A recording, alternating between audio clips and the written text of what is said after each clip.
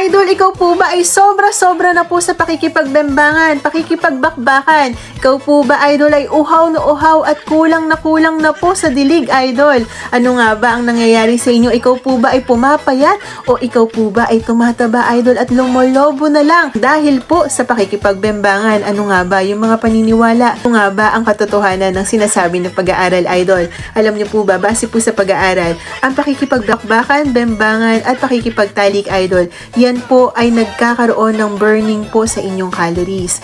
Ang kalalakihan po, Idol, kaya po niyang mag-burn ng 100 calories per 30 minutes, Idol. So, 30 minutos, nagbabakbakan, matinding bakbakan ang nagaganap. Kaya mo pong mag-burn ng calorie po ninyo ng 100 calories po ninyo, Idol. Sa kababaihan naman po, Idol, habang po ito ay gumigiling-giling, yan po ay kaya po niya makapag-burn ng 70 calories sa oras po ng 30 minutos. Para ka po, Idol, na nag-gym, para ka po nag-exercise, daig mo pa po ang tumakbo, Idol, dahil kapag ikaw ay tumakbo o nag-walking sa loob po ng 30 minutes, kaya mo po mag-burn ng 200 to 220 calories. Kalahati po ng exercise po ninyo, Idol, ay para din pong bembangan.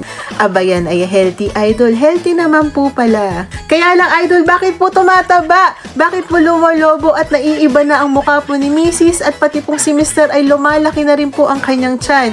Nangyayari yan, Idol, kapag sumosobra ka na po sa inyong calorie. Bakit po nangyayari yan, Idol?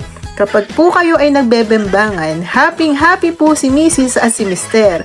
Magre-request po itong si Mrs. na ibili mo naman po ako niyan at kumain tayo at mag-share tayo ng ating kinain.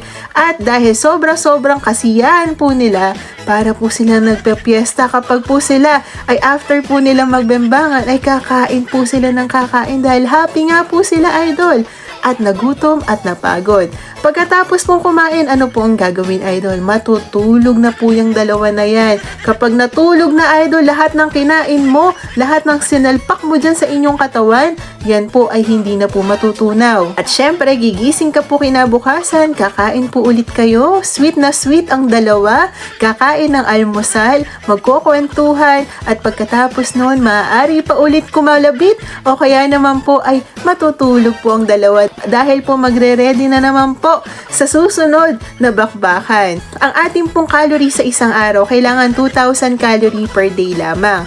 Kaya lang po, Idol, marami pong nagda-diet nang ginagawa po nila yung calorie deficit na 1,200 per day po yan, Idol. 3 beses na po yan, Idol, sa buong maghapon. Kaya lang, Idol, kapag po ikaw ay sumosobra na sa bembangan, 2 bagay lang po ang mangyayari. Maaaring mag-burn ang inyong calorie, mapigilan mo po na kumain ng sobra-sobra, o kaya naman po after ng bembangan po ninyo, ay kakain po kayo, lalantakan po ninyo lahat ng inyong pangkikitang pagkain dahil sweet nga po kayo ni Mrs. at ni Mr.